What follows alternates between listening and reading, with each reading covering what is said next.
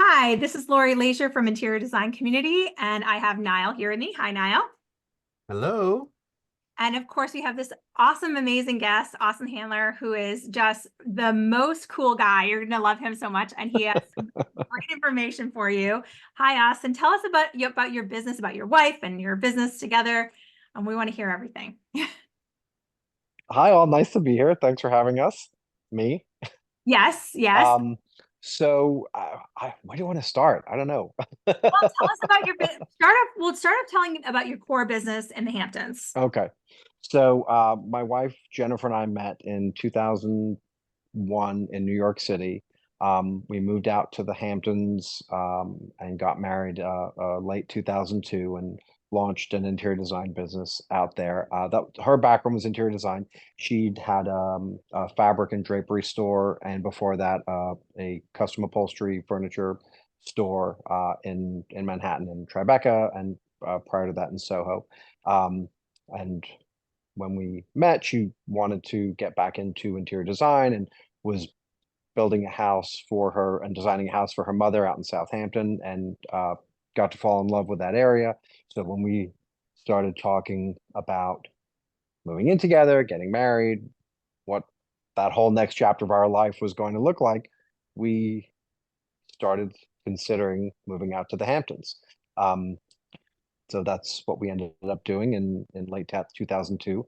My background was in graphic design. I was working for McCann Erickson, it's a large ad agency in New York City. And the funny thing is our initial plan was I was going to keep doing freelance graphic design work.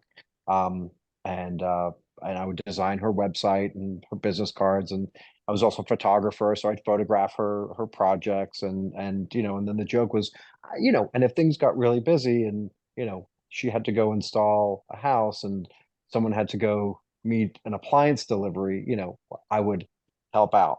The grunt. Um,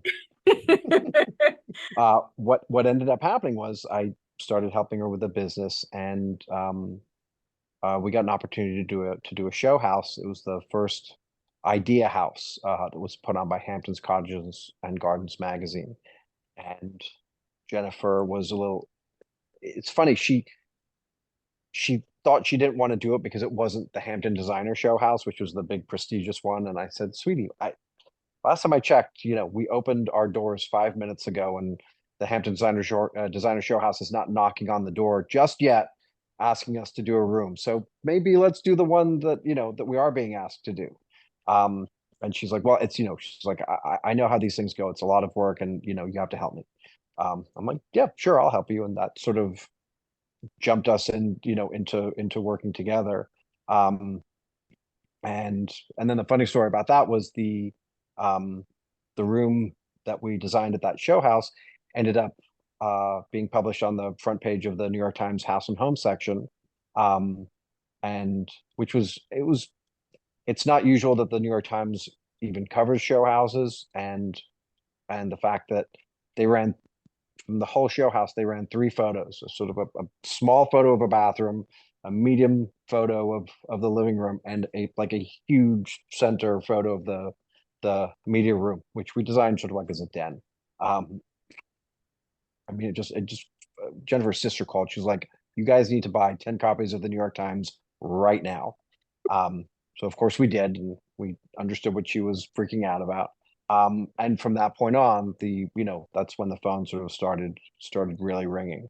And that's kind of what launched our business in the Hamptons. And then so we've been there for 22 years, and at some point you know, we just when we started off, we didn't have a plan to be like, you know, mega Hamptons interior designers. We just wanted to work and do projects in the Hamptons, and we were selective. We had young kids.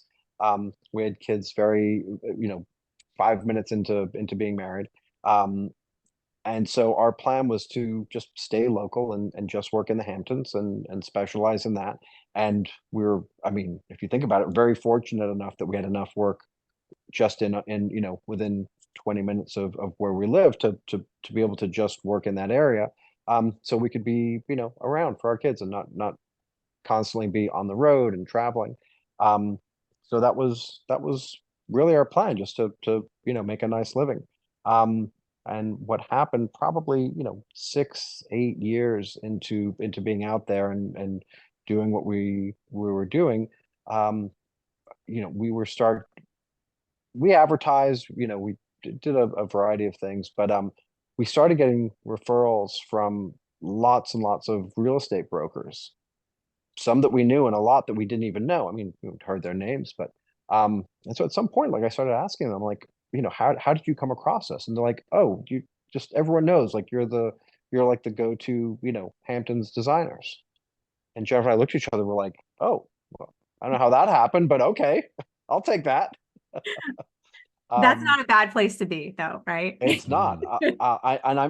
Listen. I'm sure there's plenty of interior designers that aspirationally, wherever they start off, there's a goal of like, I want to be the go-to designer in my community, in my state, in the country, whatever. And that really, it just wasn't even on our radar. We just wanted to work and build a business and have a nice lifestyle and support our family. So it kind of caught us off guard, and then builders and developers started reaching out to us kind of for the same thing. They wanted to work with us.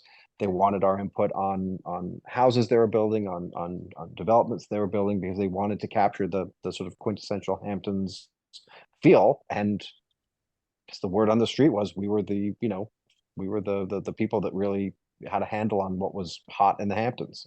I Um, I love so it. that was sort of the start of our Hamptons, design experience. But you've always, I followed you for a long time. We've been friends for a long time. And I love how you integrate your family into the design world. And I love how you handle that. I mean, Nile, you have small kids, and it's not always easy to juggle the work-life balance part of that. And No. you've done that awesome with like such like a great sense of humor. You've like, had really like attentive events for your kids. I remember your son's like Harry Potter birthday party, which was so fun. Like that's so cute. And I like you really elevated it. It's not just like from the design aspect, but even personally in your own lives. And how has that been for you? Are you able to juggle that? How do your kids feel about that? Well, it's funny you mentioned that. I mean, there are people that are great chefs and great bakers, and that's sort of their love language. That's when, they have dinner parties and they bake, wonderful cakes for their kids' birthdays, and they bake cookies and brownies and bring things, for housewarmings and things like that. And we're, we do okay in the kitchen, but our I guess our gifts are in the design world. So like when you mentioned that birthday party, it was for our son Wesley's 10th birthday, and we're like, what, 10's, it's a big birthday. It's still such a magical age, and he was so into Harry Potter, and we're like, we can do this. We can transform, the space into as much as we can on within reason, and give him this sort of like mini Hogwarts type of a type of experience, that we hoped he would always remember. Like pulling all that together from the design and the aesthetic point of view, like that was our ability. So the cake may have been a Carvel ice cream cake, but actually I think it was cupcakes. It was cupcakes from Tate's Bakery that year. Um, but the aesthetics of it, we could handle that. I, Um, I loved it. I really did. I thought it was wonderfully over the top in the best of ways. Do they love that you are these iconic design? Do they get that you're these iconic designers, or how do they? I've seen. I think I saw your one of your sons at the last High Point. So we were mhm, at that party. So they're kind yeah, of involved. I mean, one of your kids is going to High Point University, right? So right. So yeah, so that's the nice thing about, he fell in love with High Point and wanted to go there. So, like no complaints from us because we knew we'd had built-in visits at least a couple of times a year when we go down for market. So that was great. It's funny. I mean, they've grown up seeing our work. We take them to show houses that we've done. They see articles and our projects published, and so they sort of grown up with seeing all of that. Our house was in HC&G years ago, when our eldest son was still small, and there's a photograph of him in there. So he thought that was kind of cool. It's funny, he periodically forgets and we'll pull it back out and he's like, oh yeah, I remember that. I'm famous. um so yeah, I mean, they've grown up with it, and I'm sure it's helped inform their opinions of design. Our eldest son likes his room to look, the way he wants it to look, but he's not heavily involved in it. When we renovated our house 6 years ago, we sort of showed him what we had in mind, and he's like, "Great, love it, awesome, thanks, guys." Um, Well, he's a bit of our an youngest son, right? Like he's an yeah, adventure yeah, guy. he He's is like daredevil. so his interests are much broader. When it comes down to sort of like where he's living, I mean, he's a whitewater kayaker and a camper, and he's in tents and things like that. So anything that's above a tent is it's pretty good for him. He's perfectly happy. Our younger son is actually more interested in design, and we showed him what we had in mind for his room when we renovated, and he liked everything. And then within a year or two, he's starting to question things, and like, oh, this desk isn't really working out the best for me, and I keep hitting my bed frame's really chunky. I keep hitting my shin on it, so maybe like a more slimlined, upholstered, bed frame. So what was interesting was he was actually responding to the aesthetics of what was in his room as well as the functionality. So if I had to, I'm not saying it's going to happen, but if I had to put my money on somebody taking over the family business, it would be Wesley, not Colin. Wow. It's funny, and I don't know how you feel about this, Nile, but my kids have been, I really believe, I read this book years ago when my kids were young about how our society has lost apprenticeships in general, that we've Yeah. lost the idea of like teaching young people from a young age a trade or career. Yeah. And that's part of why the trades are doing as poorly as they are. I mean, it's also college being pushed rather than like being able to have that trade. And so that is sort of, I think now going back on, it's changing. Yeah. And my family, we are, we were all, I want to say we were all college educated, but my grandfather was a president of a community college because he went to school and got his master's, and he lived in a rural area in New Hampshire and wanted to bring education to that rural area, and went to the city in the state and really asked them to put a community college way up in the North Country. And they did. They ended up and he was the founding president of that college. And now it's one of the most successful community colleges in the state, and they do a really great culinary arts program. But we've always, like, from a young age, my grandparents were always talking to me about trades and how that is really the backbone of our our country. And my kids, I've always talked to them about that and taught them things through the way. And like, I remember like teachers coming back to my kids, and I would teach them how to use tools like, Photoshop, and, they're doing a report. I'm like, this is how you really do it, how you research it, how you get in touch with like, I remember my daughter did a report where she had to she had to figure out how to put a statue in New York City. So she contacted a person who does that. And she was like, how would you do this? Everyone else in her class did it. Like, they figured out how much marble. She's like, you wouldn't do it marble. You're moving it. It's temporary structure. You'd put it with foam and you'd concrete cover it. This is how much it would cost. They gave her a real quote.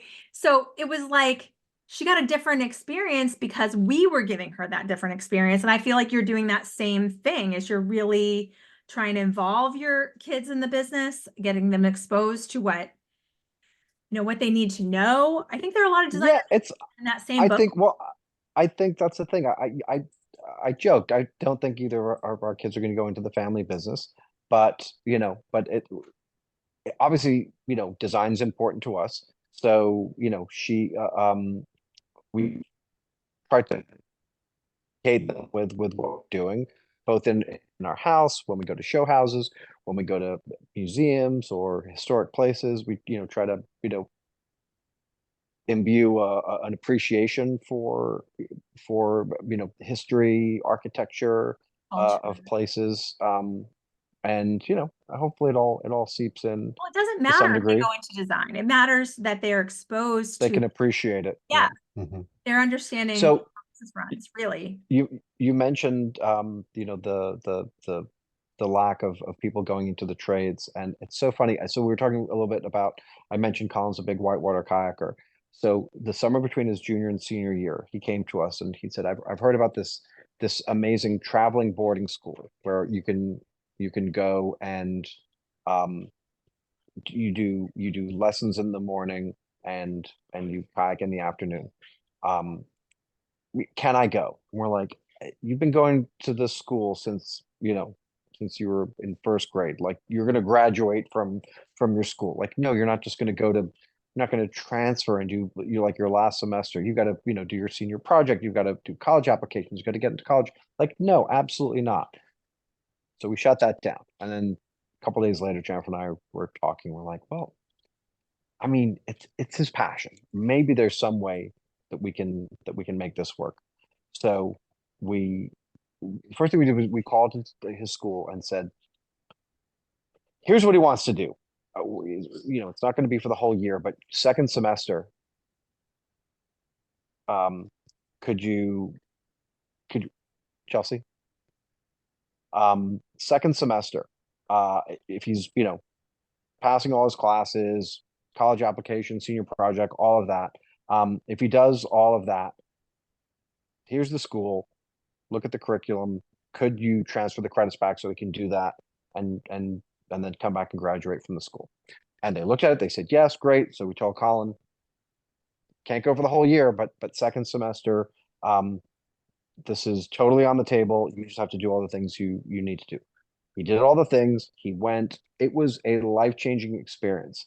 And part of the reason that we were on board with this, part of it is wanting to him to be able to follow a passion, but the other part of it is that there's not much going on second semester of of your senior year anyways, and so why not be able to do something like this? And what it got me thinking about, and this is a long way to get to the point, is there are so many kids. Every kid that, I mean, listen, some kids have jobs that they can't just walk away from. But really, if you think about what happens, second semester, senior year in high school, it's a lot of nothing. Everyone's gotten into college at that point, or has figured out what they're doing next.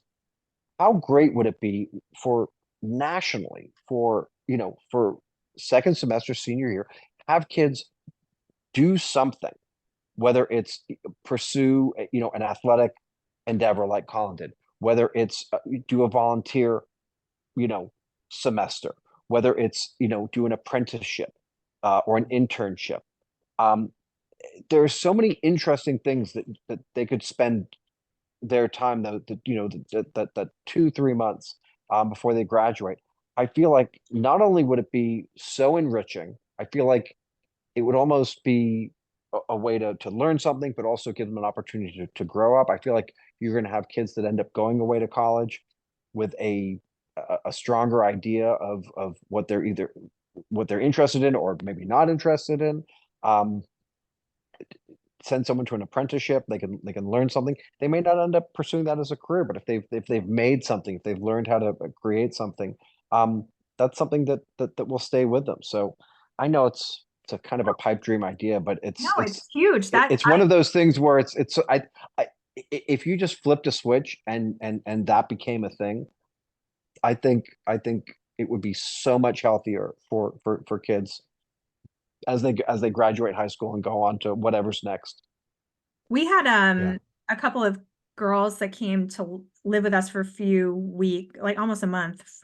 They were German exchange students. My daughter did the German exchange student. We did it here, and they regularly in Germany do a internship that is extensive for their senior year. They will work at a company and try their hand at something that they're kind of interested in during their senior year. And I really believe that that is something that we need to start really considering for I think it would solve a lot of problems where kids really, don't know anything about what they want to do. They're not learning. My daughter did this program that was like a science, technology. It's called STEAM, engineering, art, math. She wanted to be a doctor from a young age. She ended up that program allowed her to go to college early, which was getting a dual credit when she was a junior and a senior. So she went to like a community college during her junior and senior year, and she got credit for high school and those credits for college at the same time.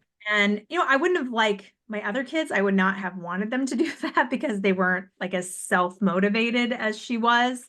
We were kind of like antsy about her doing it, but she did it and she did very well with it. It was good for her. She, during her senior year, got to intern at a hospital and see surgeries and, a lot shadowing surgeons. That was really great. I think learning these things are really important. Like you said, it's either whether you want to do it or you don't. Like you're learning, I don't want to do that at all. I think that's fascinating. Yep. But yeah, it could absolutely solve some major issues. Some major issues. So, you've got your kids involved, you've got, it's a family business by far. You have this, great program with, some licensing deals too, that you've integrated into your business. How did that come to play? It was kind of out of necessity. We've told the story before, but it's it's such a great lesson in looking at your business, but also, from a sales point of view, I give our Cravat sales rep a lot of credit. So we've been a Cravat customer for a long time, and one day our sales rep came in and we were busy doing other things. And normally he comes in and just updates our books and waves, and you know, if we're not on the phone or in a meeting, we'll have a little quick catch up with him. And one day Brad came in and said, I need to talk to you guys. Like, I'm good for the rest of the day. Just finish what you're doing. I'll sit here. I'll do emails when you're free. Let's sit down and chat. We're like, oh my God, is he leaving the company? Has something happened? And so we sit down with him. And he's like, guys, I've been looking at your sales. He's like, you've been, my top furniture customer for years, and your numbers are way down in furniture orders. What's going on? What are we doing wrong? What can we do? And so we kind of thought about it. We're like, you know what? You just know, we didn't realize it. But good for him for sitting down and analyzing the numbers and then bringing it up in a conversation. We're like, it doesn't seem like you've been introducing a lot of new frames. So, there's only so many times we can use the pieces that you have. And, you have a lot of brown furniture, and, we're in a coastal area, and we're doing lots of grays and driftwoods and more cool tone browns, like blonde bleach type, oak. And you're not introducing any of those finishes.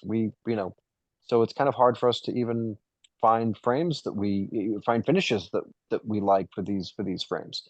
And he said, oh, that's really interesting feedback. Would you be willing to sit down and discuss this with our design team? And she's like, yeah, we could do that. Or we could just design a furniture collection that Jennifer, by the way. that epitomizes, for yeah, her. absolutely. Yeah, And for her. so, that was sort of the start of the conversations that we had. And we went and, took a couple months and designed it and presented it. And, we drove back from the meeting at Cravat in Bethpage, and got back to our studio, and hadn't even sat down yet. We're just, giving everyone, giving all the designers the wrap up of how everything went, and the phone rings, and it was Kravitz, and they gave it the green light. And we're like, how did that happen so quickly? And we later found out was, when Brad came in with this idea, that we had pitched, they'd also been hearing from a lot of their reps, other reps coming back to Kravitz saying they have customers that are asking for more coastal inspired finishes. So for them, it was just like, sometimes you have to listen to the customer. If you're hearing this from lots of different markets, there's probably something there. And then here we are offering to design a coastal inspired furniture collection. So it was, I mean, obviously there's a certain aspect of it of being in the right place at the right time. But I think, designers are all designing in their own world, but when there's a lack of something in the market, you're certainly gonna have designers that are feeling it. And when you have, as trends move, if companies aren't jumping on it, they either have to be aware and hear that, or if they don't listen, and if they're not on top of things, that they'll kind of get passed by. And that's not to say that you should always be chasing trends, but I don't think you should be chasing when trends, but I do think you should be chasing what interior designers like, because yeah I have had so many conversations with brands through the past years of running interior design community, and more of them than you would think have said to me, we listened to this interior designer, and all of a sudden that became our bestseller. Over and over again, because Yeah. you understand the market in a different way. And yes, like I think trends are coming now, like interior design drives trends, and also like influencers drive trends for sure. But you'll find the sustainable bestsellers always in the design industry. They know what really is functional and what really works, not just aesthetically, but like what is going to work and what has legs. And I think it's weird that this was like right place, right time, because I gotta tell you, like more often than not, the designer getting into licensing game is driven by that need to, from the designer's perspective, to gain more income, like have a different income revenue. It never happens the way you're just describing. Never, never. You guys are like the king and queen of like being in the right place at the right time, and just like landing in the, but also like amazingly talented, but being in the right place in the right time and having everything line up. What's funny is Jennifer and I have been talking for years, like, "Oh, we've got to design a furniture collection." Libby Langdon's a dear friend of ours, and she's just so phenomenally talented, and also so smart about her licensing deals, and having multiple licenses. And so, that she was sort of inspirational to us. And we're like, oh God, we've got to, find the time to sit down and design some collections. But with two kids, and we've got a pack of dogs and cats as well. And the rest of our busy client work. It's just something that kept getting, put off and put off. And then it sort of took this to finally get us to buckle down and actually design something. So it was absolutely something that we'd been planning for a while, but just didn't have the time to sit down and design it. But then once we did, we're like, okay, now we got in the rhythm of it. We end up doing a second collection for Kravitz. That was, I think that's the last time we saw each other. And we have a lighting collection with Rochambeau that's scheduled to launch at Spring Market. And we have a rug collection with Jaipur that will launch probably next year. So it's sort of, once we got into the licensing world, it kind of kept our head in it and saying like, okay, what's next? What are we not finding? What can we create? What can we use for our clients? The first collection for Kravitz was coastal inspired. We had a couple of big projects in New York City that started a couple of years ago. And so with our collection, our second collection for Kravet, it sort of had more of a metropolitan Yeah, it was, focus. I was thinking it I was more think metropolitan for so. sure. I think that's, that's sort of, and I think that also is part of the inspiration in our lighting line as well. But then now as we're in Palm Beach, we're starting to think about what our next collection is, and how Palm Beach is going to Bringing inform that that. tropical vibe. Yeah, sure. Yeah. How has this been And that financially for you too? Like, are you seeing income from it? Are you, because I know licensing deals, it's a stable situation. You have yeah. to have multiple of them to really start seeing anything, how are you So feeling about it? yeah, so Libby and plenty of other people that have been in that world have said, listen, it's a nice little addition, but it's not going to make you rich. You're not going to retire off of it. Um, and so we didn't go into it, expecting that we could just quit our job and just, wait for the licensing checks to roll in. But having said that, they've been really nice. It's, and I, as you can imagine, I mean, for us there, it's like it's a quarterly thing. So if you imagine you have, one licensing collection and you get a quarterly check, well, that's like a nice, because it's like a nice little bonus. But if you have multiple collections and in different things, and you're constantly updating those collections and adding new collections, I think if you're smart about it, you actually can do quite well with it.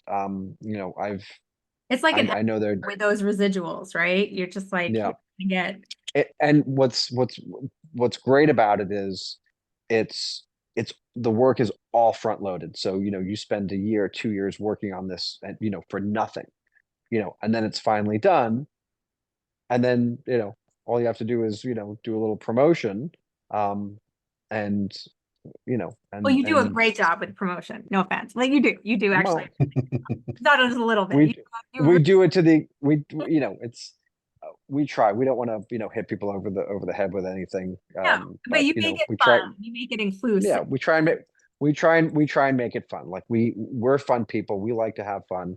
We we we like to think we have a good sense of humor. And I've seen plenty of people in design, in plenty of other industries that just take themselves so seriously, and Oh, are always like trying to put on the best impression, and oh my always God. trying to sell whatever whatever it is they're doing. And I just listen. I can't speak for everybody. I just know my reaction to that. Yeah. Um, and when I see people that have a good sense of humor, and can post one day about a collection that they have, and the next day about like getting caught out in a rainstorm while walking their dog, that's real life. Like That's that's human. Yes. that's someone I'm interested in. Yes. Yeah, yeah. It's funny because like I went recently to a design. Well, so I like it when I first came into this industry, I remember meeting this person who was like, and I won't name this person, but they were like, I'm famous. It's like, Oh my I don't god. know. I've never, because I didn't come from this What? industry, so I didn't know who they were, of course, because I've never met them. And then I recently went to a trade event like at Delta Brizo, and somebody was like, "Oh, I didn't know a celebrity would be there and he'd be here," and I was like, "Who?" Like they were talking about me, and I was like, "Okay, wait a minute, that is not." Like, and I cannot believe people who buy their own BS. Like that's this part of this industry that always kind of like throws me, is like, you do realize like nobody knows who like we're like in the interior design world, you might know like Bobby Burke is fantastic, right? But like the Yeah. outside world, like if you're not watching Queer Eye, you don't know who he is. Like you don't, Yeah. So it's like we Yeah, have to true. be very careful not to like, there's a lot of smoke and mirrors and there's a lot of luxury, but I love the people who take it like with a little grain. It's a It's it's a good point. Like it's, you're right. Like the most famous interior designer, whoever, you think Sure. that might be, you know, the average person is probably gonna be like, who? Don't know. They don't know. Like I'll talk to people I think like about people I think are iconic, and they're like, I've never heard of that person. And I was Yeah. like, you don't know who Benny Williams is? Are you kidding me? Like, no, how? How? Are you live under a rock?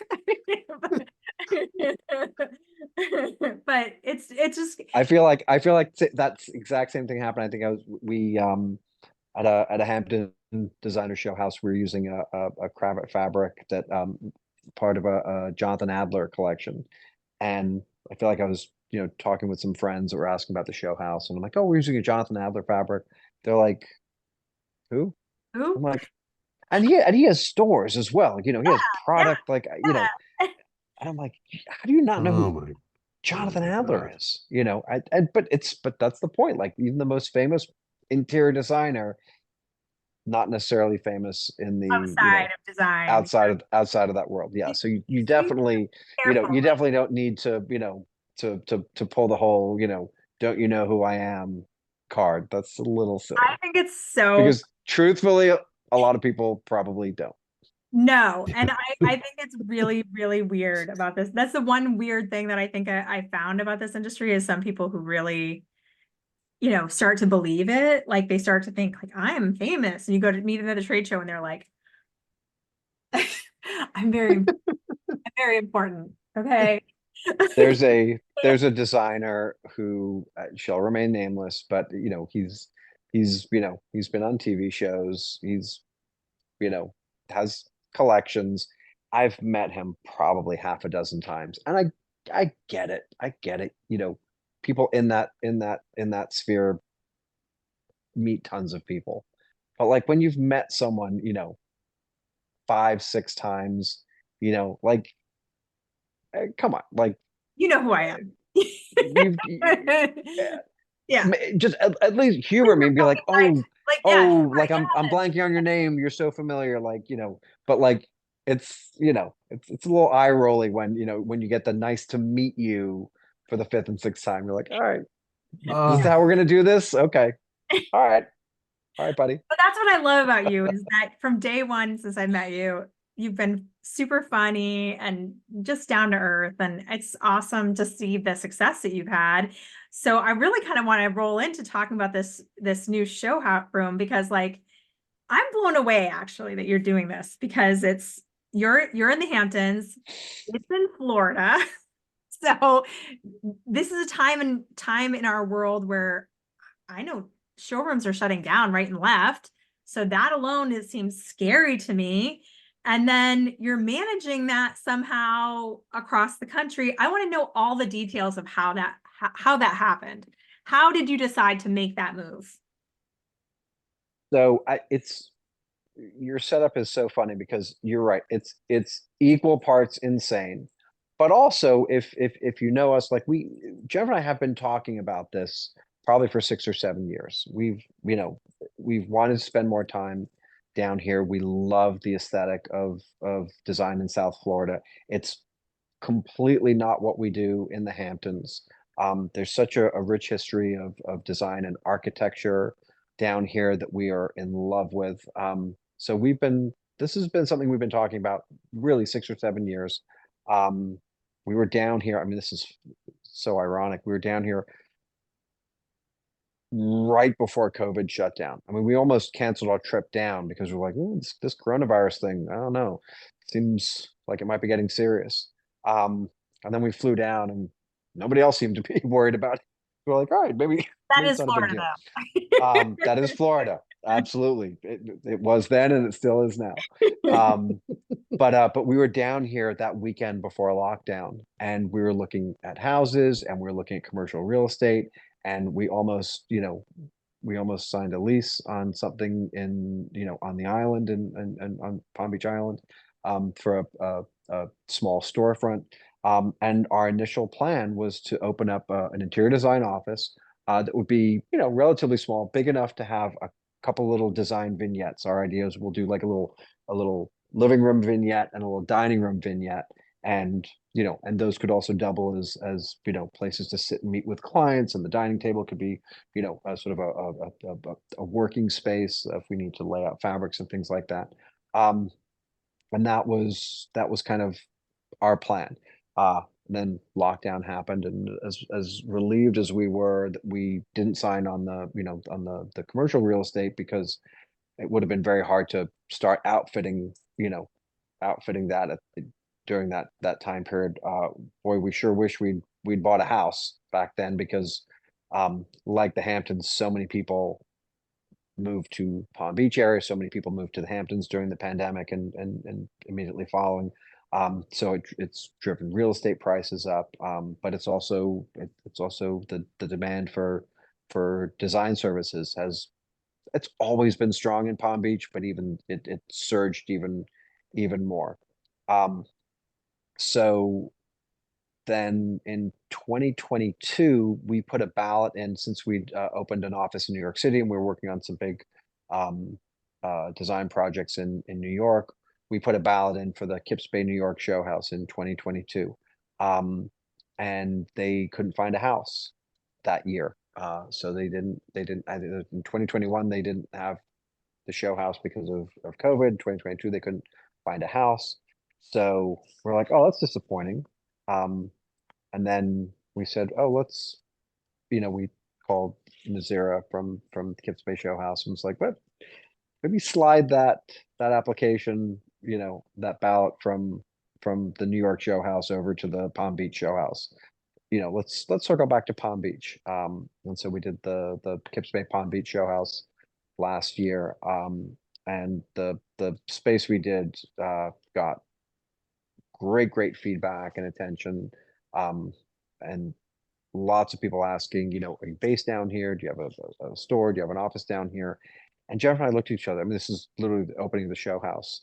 And we're like, yeah, we said we were going to do this. And, you know, whatever, 5, 6 years have gone by. And what are we doing? Like, if we're not going to do this now, what are we doing? So we immediately jumped onto looking at commercial real estate. And um, we found an amazing place on South Dixie Highway. It was not what we initially were looking for. It was a full-on retail space, showroom type of building. But what was interesting about it was it had this great retail space. It had a couple of little sort of self-contained rooms that could really be like little design vignettes, very contained. And then in the back there's a big open room, which I'm actually sitting in right now. And we said, this is actually amazing. That could be our design studio. We've got retail space up front, and you know, Jennifer had a background in retail, so she, you know, it didn't completely freak her out to the idea of opening a store. But the more we thought about it, you know, we said, well, yeah, we could open up a small office and hope people are just wandering in off the streets because they see a sign and it says interior design on it. But, you know, but what better way? And if we were, maybe if we were 10, 15, 20 years younger and had the time frame and the patience to sort of, you know, build a business, because it's like starting, you know, it's starting a new business in a new town. We considered the retail aspect of it and said, you know what, having a retail store gets a lot more people in the door, and it's an opportunity for us to the pieces that we put on the floor, the spaces that we curate, and the design vignettes we put together, and even just the interior design space. I mean, what better way to let people know what our aesthetic is, what, you know, how we design in Palm Beach and in South Florida. And if you like what you see, then you know, it's probably a good fit for us as an interior designer. And if you're not looking for an interior designer, but you just want to buy some chairs and some upholstery, some accessories, you know, a candle, we also have that. It's the lure of the retail aspect of it that gets people in the door. But we also know from other people down here that, so many people are looking for designers, not just in the Palm Beach area, but all throughout South Florida and even further north and south. And a lot of times they're looking online and on Instagram, but a lot of times on the other end of it, they're coming into town and into the Palm Beach area, because it's sort of the epicenter of design in this area. And they're looking in stores, for ideas and to meet designers. So that's sort of what fueled that part of us going from maybe a small interior design office to a retail showroom. Now, so did any part of that have to do with the kids getting older and having more time to be a little bit? 100%. Okay. 100%. The idea was that, we couldn't, and that's probably why as much as we were talking about this, 6, 7 years ago, we weren't going to, it wasn't in the wheelhouse, for us to just launch something while our kids were in, middle school and just going into high school. But that's the other thing from a timing point of view. The success of the Kips Bay room, that was sort of the catapult. But it was also, kind of going back to the right place, right time. Like, our kids, one was already off to college. One is now a junior in high school. So, we're sort of planning the next phase of our life. And, Empty nest phase. you know, That's the favorite. yeah, yeah, I'm waiting. exactly. Can't wait. I love my kids. Yeah, and well, it's true. It's you love your kids, but you want to see them go off and succeed. And then at the end of the day, you realize this. It's for Jennifer and I. When you're with a partner,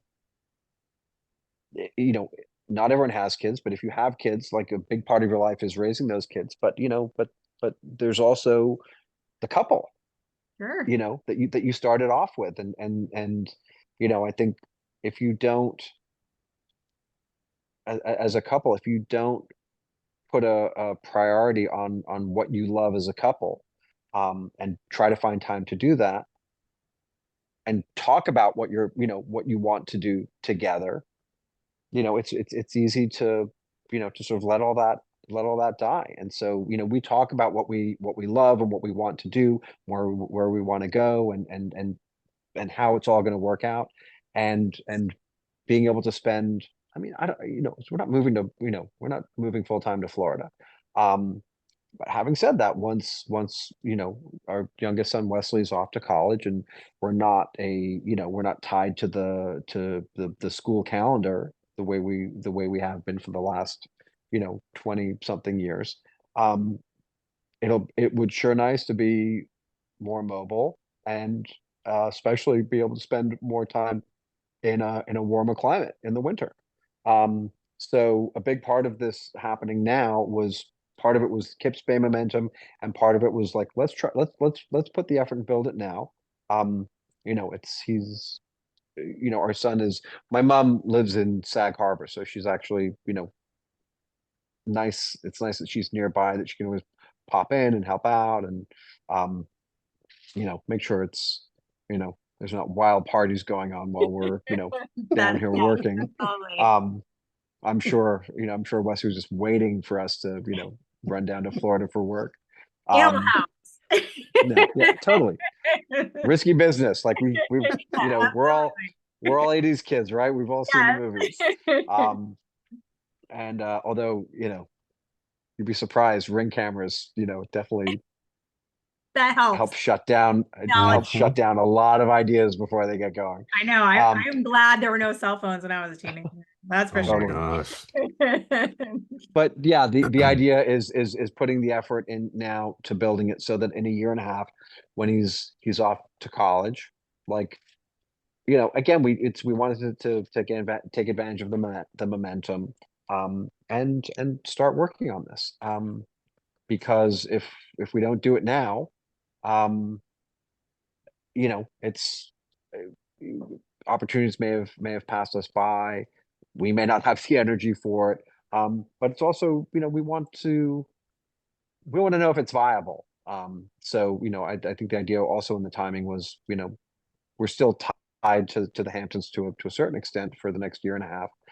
It would be nice to know if this is going to be a reality for us. And if it is, great. By the time he's off to college and we're established here, we'll be able to spend chunks of time here and keep rolling with client projects and working on the store. And if it doesn't work out, then well, we gave it a shot. Then we'll figure out what our alternate empty nest plan is. Yes. Logistically, fortunately, yeah. has Fortunately, things seem like it's going okay. So Okay, we're not so much worried about the alternate plan. It just yet. actually That's good. I thought about it when you did this, and I was like, I just envisioned that being tricky. And the reason I thought that was because kind of what you touched on before, your kids you become an empty nester, and that's actually a really high risk time for relationship problems because people are trying to reconnect and really okay, we've been focused on these kids. Now we have to really focus on our relationship too. Not that you haven't throughout, but it's, it's different when your kids become a little bit more okay, I don't want to be around you, Yeah. So there's that. And but then are you were on the same page about this, which was because it's a huge endeavor. And then handling it logistically about where, the staff and the building, out the space and the managing the multiple projects that are going to come from that. How has that been for you? So Jennifer and I are very organized. We're planners. We like to plan things. We like to build things. So, as far as, that's it's we go out to dinner and we look around the restaurant and we're redesigning the restaurant. We go to a hotel and we talk about what they did right and wrong. We live and breathe design. It's something that we're always talking about. It's so even when it's we talk about it even when it's not work related. It's just something we love. It surrounds us. It's something that we connect on. So being able to build this together it's kind of an extension of that. It's very fortunate that we love working together, because it would be very difficult to do it otherwise. It'd be difficult for if she was trying to do this on her own and I had a completely different job. So the fact that we get to sort of bond over this and work on this together it's fun. It's a lot of hard work. I think putting the store together and putting our first furniture collection was probably the hardest two things that we've ever done in the 22 years we've been together. But it also makes it that much more satisfying, especially when you're doing it with your partner, building something together. So we love talking about it. We love planning. So this is something that sort of evolved naturally in talking about wanting to spend time in Florida and wanting to do more work here. And how do we do that? And so the Kip Spade strategy and transitioning from the idea of a smaller design studio to a retail store. These are all conversations that happened Right. Organic sort of over dinner, late night, like what does it all look like? How can we do this? And it's it's sort of come organically, but also it's something that we've sought out. Well, I imagine it would be very difficult to I'm sure the execution of building that space out, you're not local, must be difficult. You're establishing a new client base in a remote area, that's difficult. Hiring staff, managing that space, your old space, that has got to be a new set of challenges you're not used to. Totally. totally. You know, we met a great contractor we were introduced to. He just walked in the door. Named Damon, who he worked on our Kips Bay show house room, and was so easy to work with. We're like, oh my God, what a blessing to you know find such a nice guy that's also super talented. So we worked with him on the build out of the store. He was a great communicator. You know, even when we couldn't be here, he was able to, you know, FaceTime us. He got to know us and understand our aesthetic and what we were looking for. So even when he had to make, you know, quick decisions, you know, he really, you know, he was doing it from a place of really trying to picture how we would have done it and what we would have wanted, which was super helpful. And then, you know, staffing, you know, just networking and connecting with people and you know, we have a like a family approach to, you know, um to, to our staff. Like you know, we hire people that are talented, but also that we like and think that, you know, will be a good fit and are fun to be around and, you know, and work hard, but also have a good sense of humor and you know, and when we do have to spend time together, we can all enjoy each other's company. It's, you know, it's when you're working with a team, especially in, you know, in our design studio, we have 4 designers there. Well, 3 now, one moved down here. Um, but we're all in an open room. We're all chit chatting. We're all talking about work. You know, if there's a personality conflict, it's not going to be fun for anybody. So we really prioritize the chemistry of our staff. And so we, you know, we did a lot of interviewing and networking to get the staff that we have, and it certainly helped having one of our designers from the Hamptons uh, volunteer to move down and spearhead the design team down here. That's fantastic. That's perfect. And you know, I've heard you mention multiple times sense of humor being a really big part of how you run the business. And I, you know, from interior design community, we love that because that's, you know, pretty much our favorite thing is having a sense of humor about this industry. So I love it. And I think that you've created such a great vibe. And, you know, I love your new showroom. I've seen pictures. I think it's gorgeous.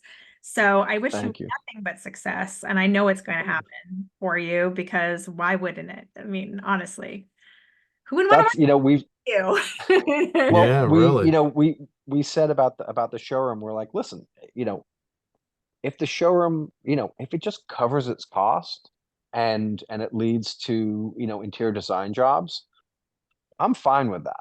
You know, we like the idea of having a curated store, and we're, you know, we're excited to, you know, we like working with people, whether it's design clients or just even people that walk in the door. You know, we like people, we like talking about design, we like helping people with design. So, you know, we're happy to do that. And then there's actually there's an aspect of the store that we have a good design trade program. So we want to be able to work with designers as well. Yeah, We have a we have a short lead upholstery collection that's made in Miami.